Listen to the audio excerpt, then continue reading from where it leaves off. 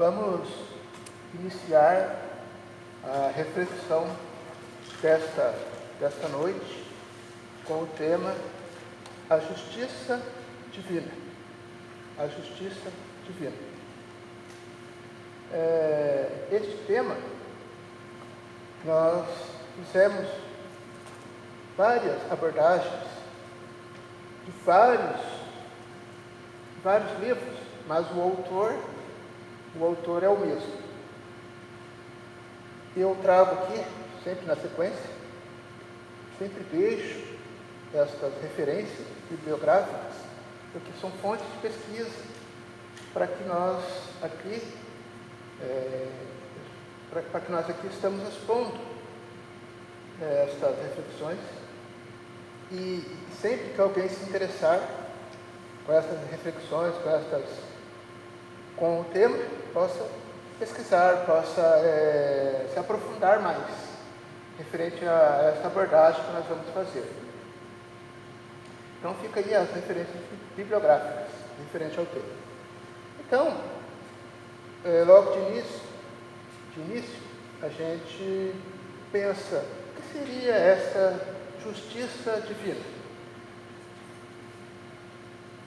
Como que nós pensamos, nós imaginamos esta questão da justiça divina? É verdade, nós vamos trabalhar com vários conceitos, não vamos definir nada, nem tampouco fechar o assunto, não é esse o propósito, até porque é uma questão reflexiva,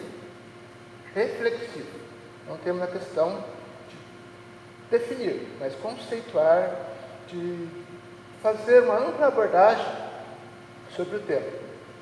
Então, o que é essa justiça divina? Então, nós vamos trabalhar, primeiramente, em cima destes textos, com o conceito de Deus, como eu disse, não vamos definir, vamos conceituar, vamos expor, de leis naturais, ou leis cósmicas universais, ou leis eternas, como queiram, céu e inferno, conceito de céu e inferno, e por último, objetivo da justiça divina. Então, tudo isso vai ser abordado dentro desses parâmetros: Deus, leis naturais, céu e inferno, e os objetivos destas leis. Então, tudo isso vai ser abordado dentro destes parâmetros, como eu disse para vocês. Só que antes, tem uma lenda que eu gostaria, primeiramente, ler. É curta, é sucinta, e a partir deste texto, desta lenda, se é verdade ou não, ela vai nos trazer ensinamentos maravilhosos para nós refletirmos.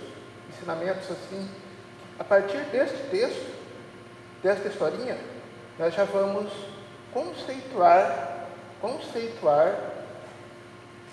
céu e inferno. Logo em seguida, nós vamos trabalhar com a definição, conceito de Deus. Na primeira questão do livro dos Espíritos. Então vamos à historinha.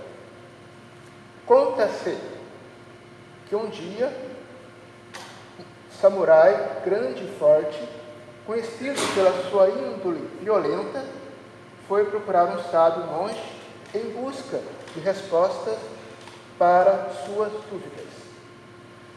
Monge, disse o samurai com desejo sincero de aprender, ensina-me sobre o céu e o inferno.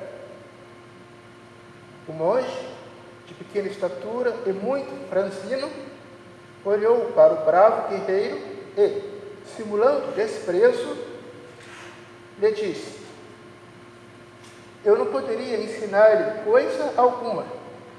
Você está imundo. Seu cheiro é insuportável. Ademais, a lâmina de sua espada está enferrujada. Você é uma vergonha para a sua classe. O samurai ficou enfurecido. O sangue lhe subiu ao rosto e ele não conseguiu dizer nenhuma palavra. Tamanha era a sua raiva. Empunhou a espada, ergueu-a sobre a cabeça e se preparou para decapitar o monge. Aí começa o inferno, disse-lhe o sábio mansamente. O samurai ficou imóvel. A sabedoria daquele pequeno homem o impressionara. Afinal, arriscou a própria vida para lhe ensinar sobre o inferno. O bravo guerreiro abaixou lentamente a espada e agradeceu ao monge pelo valioso ensinamento. O velho sábio continuou em silêncio. Passado algum tempo, o samurai, já com a intimidade pacificada, pediu humildemente ao monge que lhe perdoasse o gesto infeliz. Percebendo que seu pedido era sincero, o monge lhe falou: aí começa o céu. Então, através desta historinha, desta lenda, nós já podemos ter uma conceituação do que é o céu, do que é o inferno. Não é nenhum lugar circunscrito, não é nenhum lugar delimitado, mas está contido na nossa intimidade, na nossa consciência. É um estado de alma. É um estado de alma. Este é o primeiro princípio. Agora, nós vamos trabalhar com a questão que é Deus, porque são situações atreladas. Deus, céu e inferno. Deus, céu e inferno. Então, nós vamos tentar aqui desmistificar esta ideia de lugar circunscrito, delimitado, de Deus antropomórfico, de Deus justiceiro, como se Deus fosse pessoa. E nós vamos perceber, ao longo das nossas reflexões, dos nossos textos que a gente traz aqui para refletirmos, que Deus também não é essa pessoa, vamos dizer assim, justiceira, que premia, que castiga. Parece enfadonho, porque já acho que é a terceira ou quarta vez que eu trago essa primeira questão do livro dos Espíritos. Mas é bom nós batermos nesta tecla. Por quê? Porque aqui traz uma abordagem sobre Deus. Kardec pergunta aos Espíritos, e os Espíritos respondem: o que é Deus? Prestaram atenção na pergunta? Não está dizendo quem é Deus, o que é Deus? Porque não está atribuindo características a Deus, não está atribuindo personificação a Deus, mas está perguntando o que é Deus. Não é nada de personificação, de atributos, de características humanas. Aí os Espíritos respondem: Deus é a inteligência suprema, causa primária de todas as coisas. E deixou bem claro, Deus não está longe de nós, mas Ele é a causa primeira de todas as coisas. É o princípio de tudo que nos rege. Aí nós nos indagaríamos. Se Deus é a causa primeira, o princípio de tudo, como nós vamos percebê-lo? Como nós vamos senti-lo? Esta é uma indagação que nós vamos tentar aqui fazer com que nós possamos entender o que é Deus.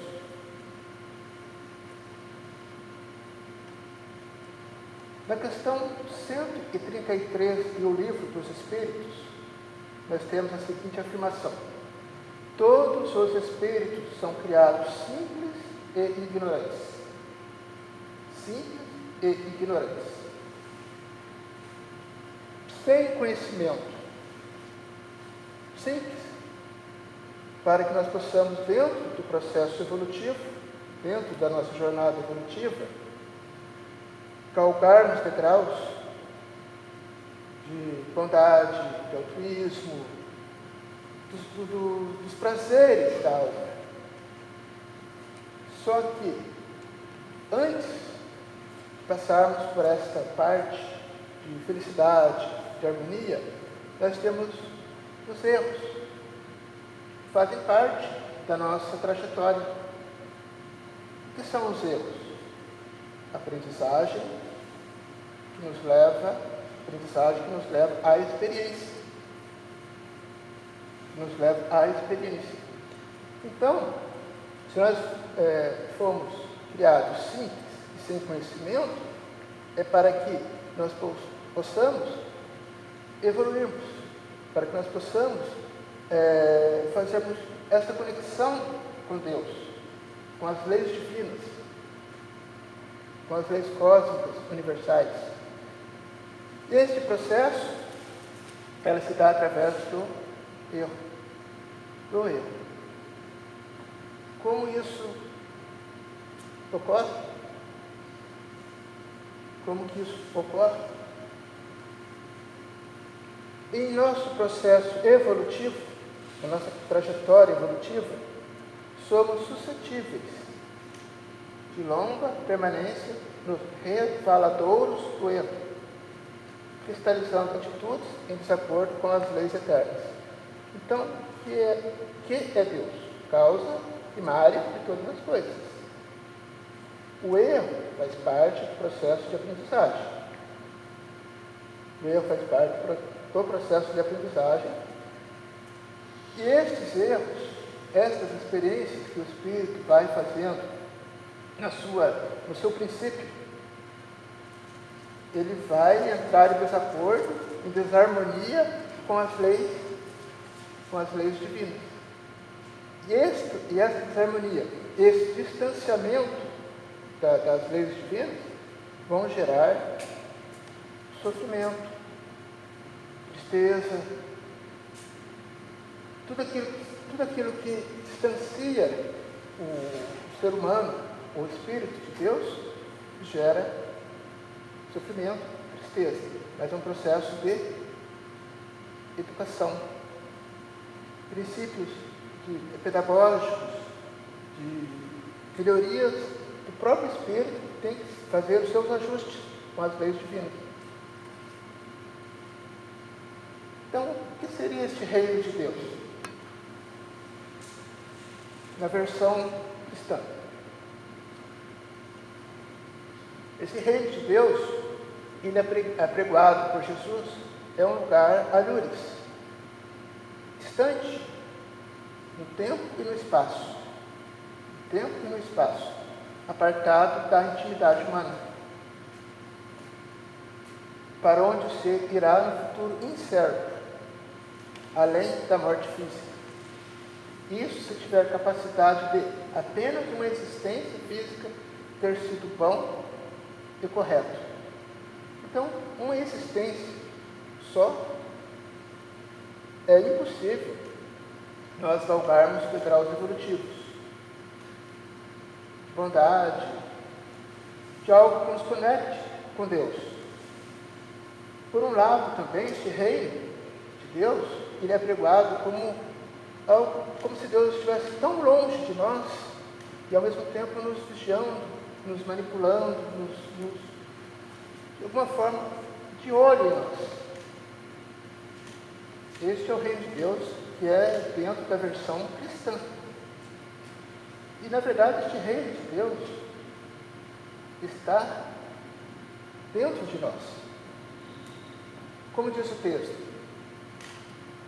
é como se fosse um lugar delimitado, que Deus estivesse lá longe, num céu imaginário, num lugar imaginário, nos vigiando.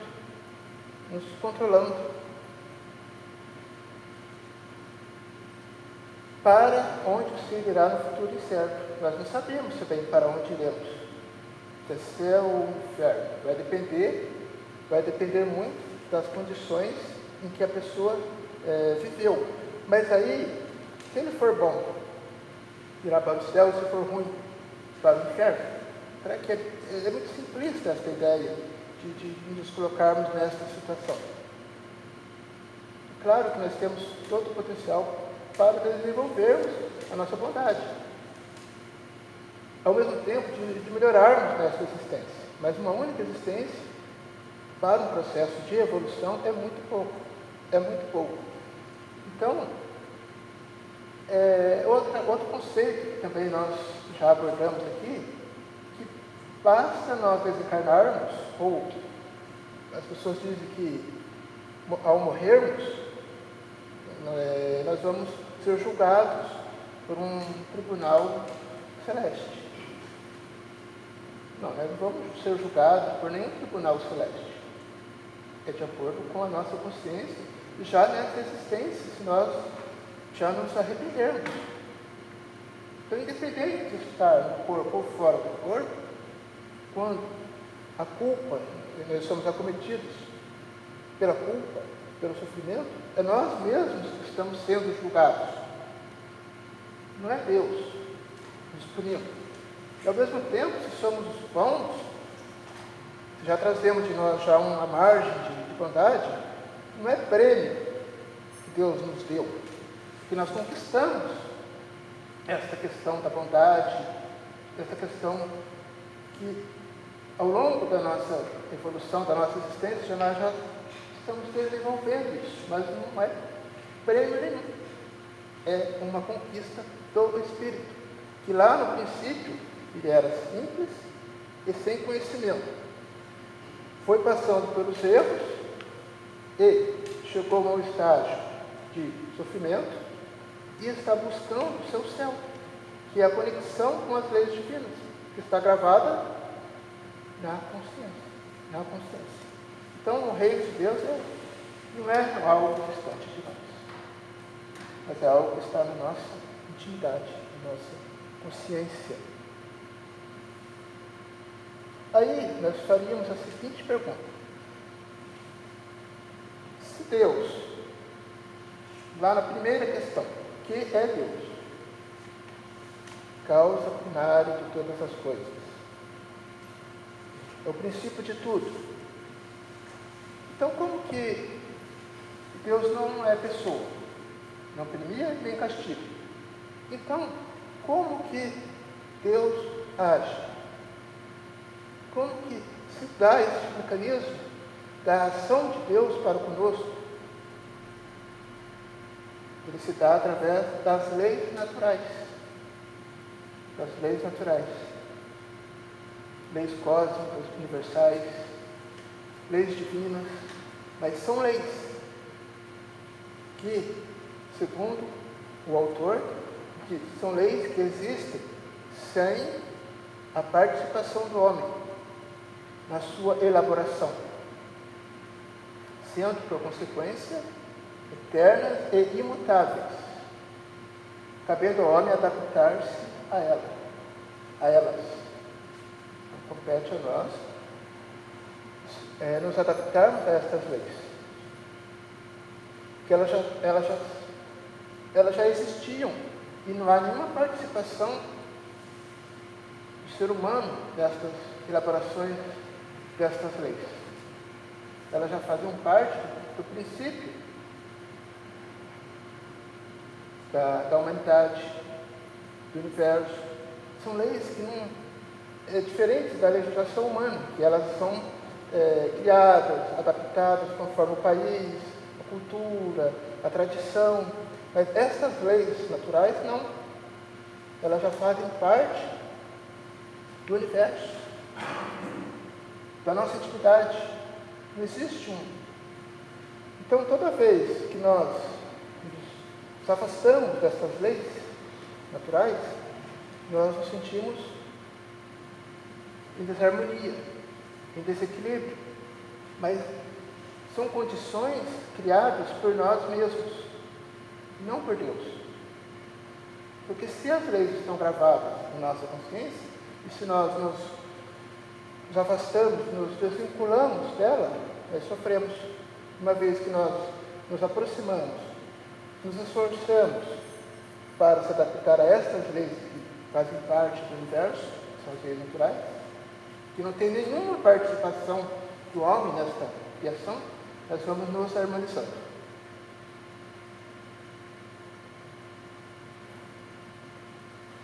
E é dessa forma que se processará o julgamento divino? É uma pergunta que eu faço. É dessa forma que se processará o julgamento divino? Aí eu continuo também fazendo a seguinte pergunta.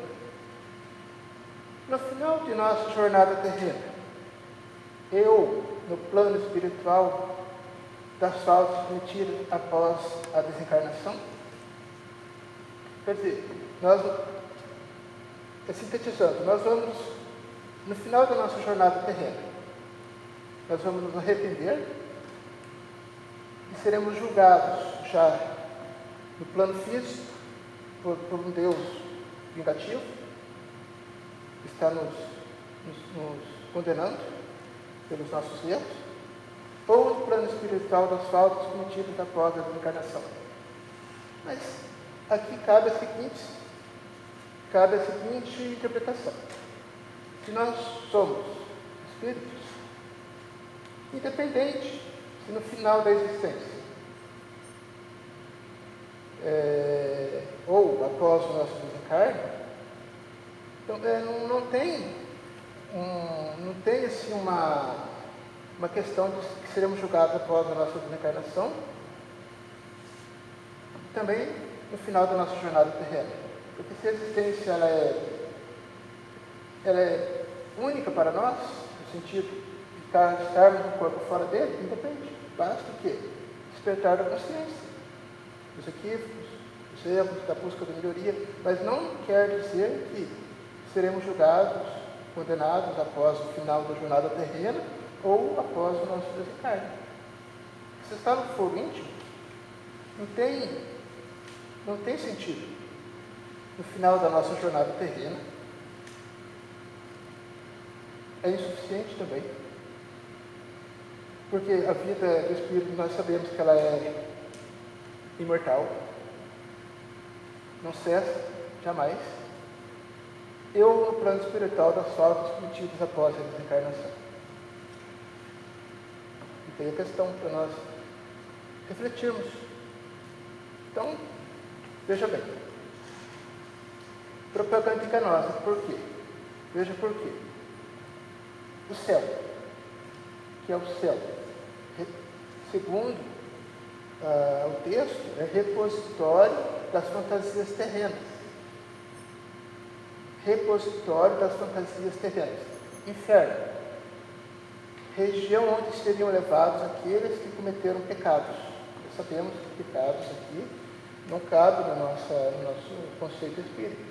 São nada mais, nada menos que os erros que nós cometemos desde quando fomos princípio sem conhecimento.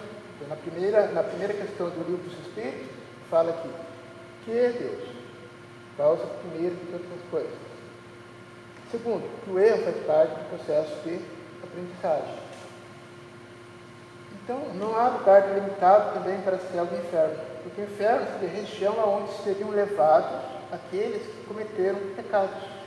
Pecados são os erros, são as experiências, que fazem parte da nossa trajetória, da nossa caminhada. Nós principiamos pelos erros. Nós pelo livre-arbítrio, pelas nossas escolhas, nós escolhemos os erros. Então, o pecado é algo assim, como se fosse algo algo assim, muito forte, que não cabe, não compete a nós dizermos que é pecado. Porque pecado é o erro que todos nós cometemos na nossa caminhada, na nossa trajetória evolutiva. A justiça divina. é interpretada pelas religiões como algo exterior, por um Deus antropomórfico, um Deus com características humanas, que nós atribuímos essas nossas características para Deus. Mas Deus não é isso. E pelo conceito judaico-cristão, Deus está sempre de olho em você. Então, esses são alguns conceitos que nós temos que buscar desmistificar. Nós temos que buscar entender por um outro prisma, sem essas características judaico-cristãs. Porque nos remete muito à questão de que pecado são erros. Nós não podemos nos acertar, podemos melhorar. E o céu são conquistas nossas, de estado de alma, assim como o inferno também. Como na primeira questão aqui, na primeira historinha da lenda do samurai e do monge. Estamos em desequilíbrios, estamos no inferno. Buscando o equilíbrio para nossas emoções apaziguadas, nós estamos a caminho do céu. Então, como se dá o julgamento divino? Como que é esse processo de julgamento divino? Se Deus não é pessoa, se Ele é o princípio de tudo, se são leis naturais, divinas, então como que isso vai acontecer da justiça divina em relação a nós? No plano da consciência, sempre em consonância com o despertar do entendimento e com o grau de evolução de cada um. Independe, portanto, do local especial ou de tempo determinado, quer o espírito esteja no corpo físico ou quer fora dele. Então se dá no plano da consciência esse julgamento. Então, Deus alures num lugar distante, nos premiando ou nos castigando. Ele se dá no foro da consciência. Isso independe se vai ser no final da nossa vida terrena, vamos fazer um balanço dos ditos pecados, erros, ou quando nos encarnarmos. Isso independe desse lugar delimitado, circunscrito. Se é no foro da consciência, então não se justifica essa questão de um tribunal celeste, uma justiça divina como os tribunais terrenos que vão fazer o julgamento. É no foro da consciência. Isso se dará. Estejamos no corpo ou fora dele. Outro princípio. Os princípios de causa e efeito. Achamos-nos incessantemente sob a orientação dela, em todos os instantes de nossa vida. Em todos os momentos de nossa vida,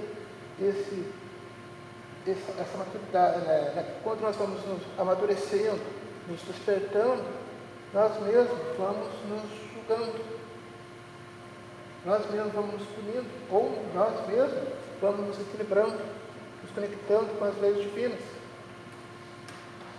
Então é no plano da consciência, os princípios de causa e efeito.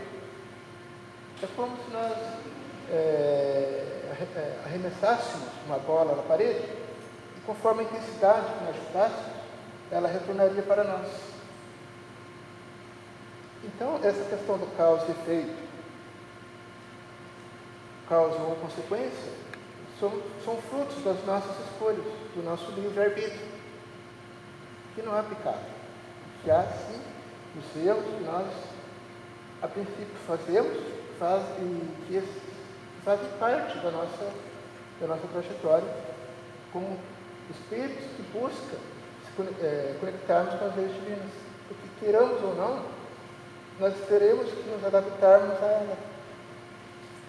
Nós vamos nos adaptarmos a ela num dado momento.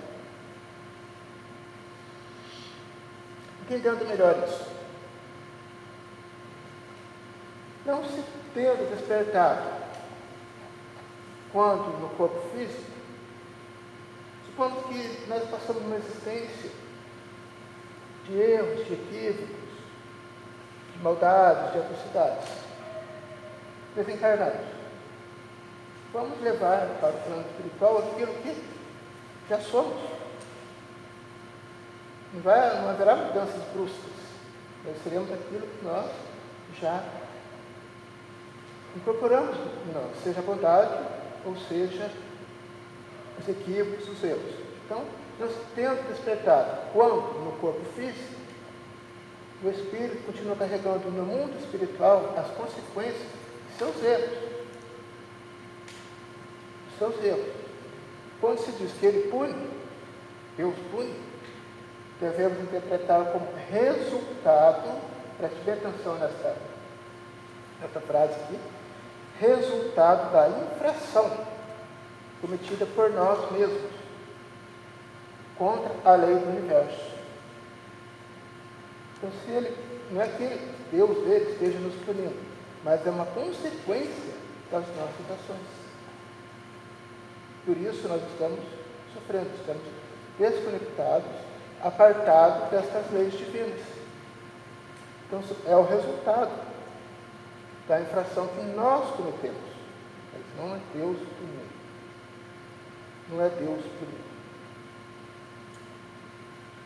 Para continuar entendendo melhor esses conceitos da justiça divina, permanecer na sombra, ou na luz, na dor ou na alegria, no mal ou no bem, é a ação espiritual que depende de nós. Se nós fazemos nossas escolhas, se nós já somos detentores do livre-arbítrio, que não há pecado, mas erros que nos levam a experiências e que nos despertam para as leis divinas, então nós mesmos é que fazemos as nossas escolhas. Queremos permanecer na sombra ou na luz, na dor ou na alegria, no mal ou no bem. É ação exclusivíssima, nossa, exclusiva, nossa. Então cada um julga a si mesmo. Cada um são as leis de Deus gravadas em nós, despertando para a realidade maior, que é o equilíbrio, que é a busca desta paz interior.